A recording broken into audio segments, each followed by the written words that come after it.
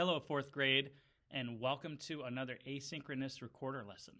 If you've made it to this video, that means you've made it to the end of the quarter and to the end of our Recorder Karate book, so congratulations. This is our 9th piece of music we're learning, and this is the black belt in the Recorder Karate series. And we end with a very special piece titled Ode to Joy.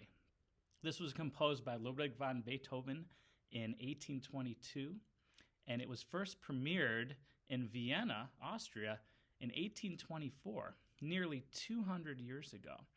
When it was premiered, Beethoven couldn't hear any of the music being performed because he was completely deaf. He composed the entire Ninth Symphony, which includes this melody, Ode to Joy, while being completely deaf. He had perfect pitch. He could hear all the notes in his head. He just couldn't hear them outside of his body. When members of the orchestra, violinists, violas, cellists, and singers in the choir were performing his Ninth Symphony, he couldn't hear what was happening in the concert hall. He had all the music in his head because he composed it. I like first to listen to an orchestra's performance of this piece, and then we're going to give it a try. This is an excerpt from the National Arts Center Orchestra, Royal Philharmonic Orchestra, and the London Philharmonic Choir combining to perform one section of Symphony No. 9, the section that we have in our book titled Ode to Joy.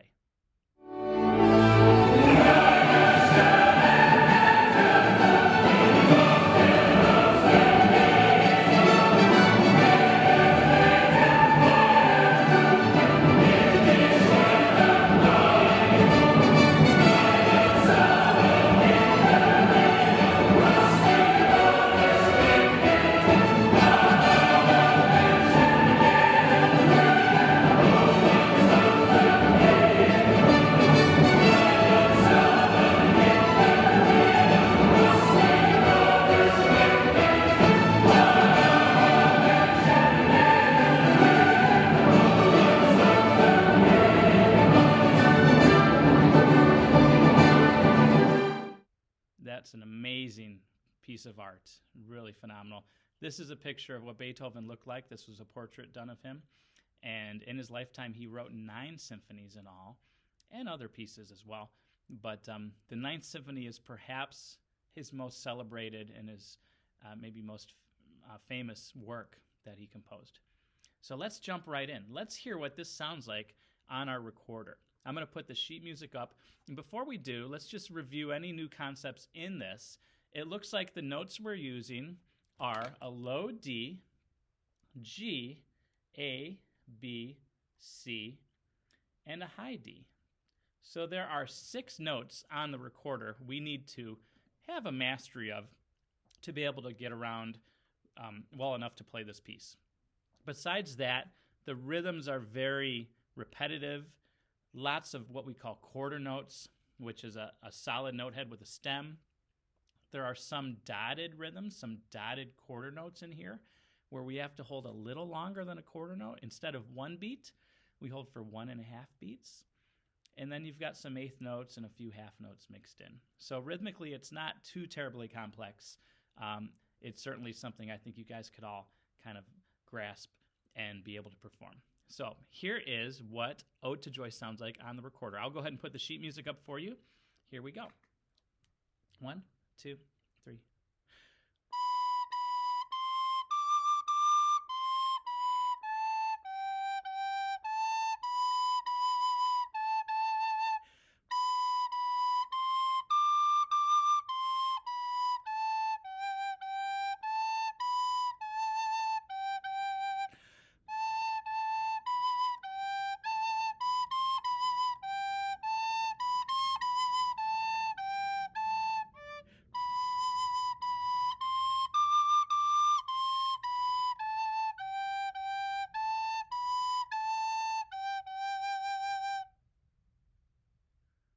Okay, so that's quite a long melody. There's quite a lot going on. And this one is, I believe it's our longest piece of music we've had to do in the Recorder Karate series. This one is 16 measures long, or 16 bars long. Each measure is 4 counts. So if we do the math, that means there are 64 beats of music, because 16 times 4 is 64. I didn't use a calculator, but I'm pretty sure that's what that is. So there's a lot going on. However, you don't have to learn 64 separate beats that are completely unrelated to each other and totally original material. There's a lot that repeats here. The main melody, the main theme, is this move upward stepwise from B to D. And then back down. And then we move up from a G.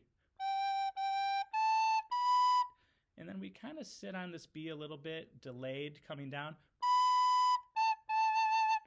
Then it repeats the same thing, B, B, C, D, upwards in stepwise motion in quarter notes. Then back down. My thumb slipped there. Down to a G, upwards.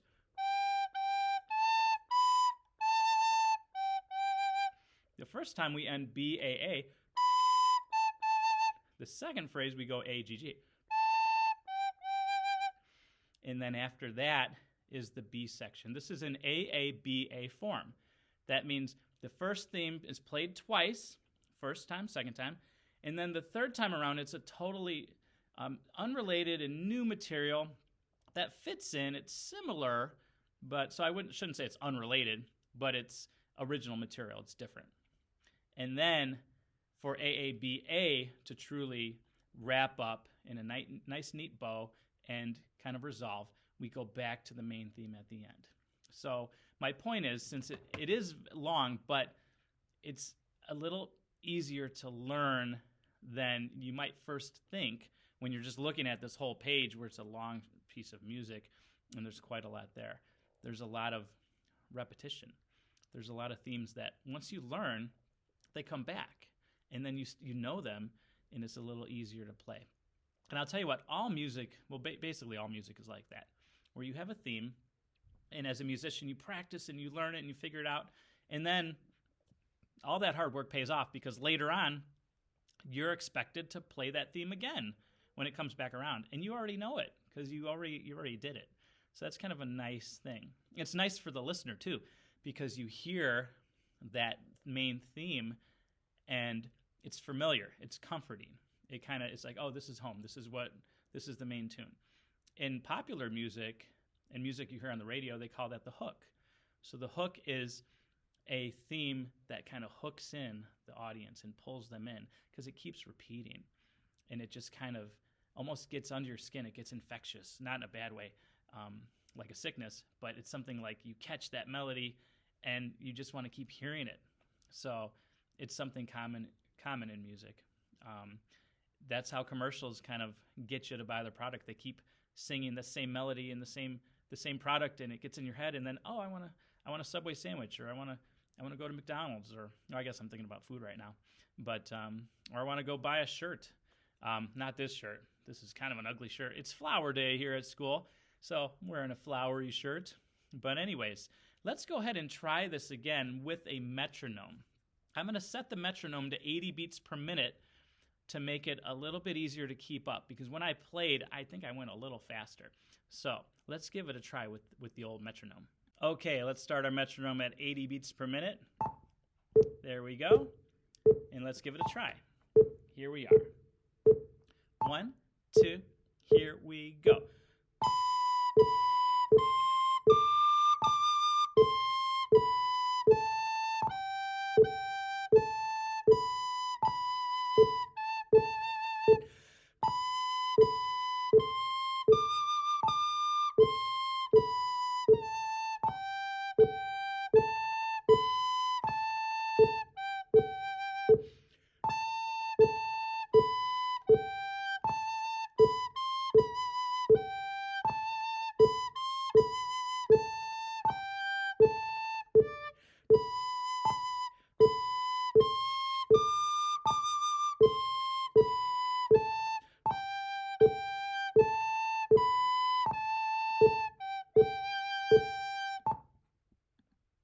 Okay, hopefully you got that okay and tried to stay with me as best you could.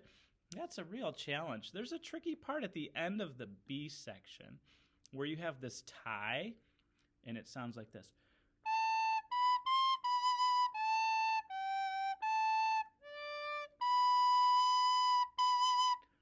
So that final note of the third line has this little curvy line extending from it to what would be the next note. However, that next note's on the fourth line because they couldn't fit it in anymore on the line. Like reading a sentence, sometimes you get to the end and then it continues on the next line. So that tie means the note is now longer. So you have to hold that note over the bar line or longer, extend it more than one beat. Because what it looks like, it's two quarter notes tied together. Yes, I just checked that out. So it's 1 plus 1. And in music, we do a little bit of simple math sometimes, and 1 plus 1 equals 2. Again, I don't have a calculator, but I'm pretty sure I figured that one out correctly in my head. So that's why I hold that last B longer, and it's a bit of kind of a musical surprise there. It's kind of syncopation, where the rhythm is delayed and it's unexpected, and sometimes that could be a beautiful thing because it adds interest and a bit of the unknown, a bit of excitement, and instead of the same thing going on time after time, it gets stagnant, it gets stale, it gets boring, it gets like predictable. So like a movie that has a plot twist. You don't want to go in and 10 minutes into the movie, you know how it's going to end. Like I know how this is going to end. I don't have to sit for the next 90 minutes. I already know. Plot twists and developments and things that shift add interest. And Beethoven was doing this a couple hundred years ago. So it's pretty amazing. Let's go ahead and walk through the note names because I think there's still some of you who it's maybe a little too much, a little too quick. So let's go ahead and just say the letter names. I'm going to go ahead and put the music back up on the screen. Try to finger your recorder and stay with me as we say the notes. 1, 2, ready, go. B, B, C, D, D, C, B, A, G, G, A, B, B, A, A. B, B, C, D, D, C, B, A, G, G, A, B, A, G, G. A, B, G. A, B, C, B, G. A, B, C, B, A, G, A, D. B, B, C, D, D, C, B, A, G, G, A, B, A, G, G. How'd everybody do? Did you stay with me? Did you stay with Beethoven? Hopefully, that is quite the challenge. If you feel like it's a bit too much, it's a lot of coordination, and you're not sure of the notes, don't worry. You're not alone. Many people agree.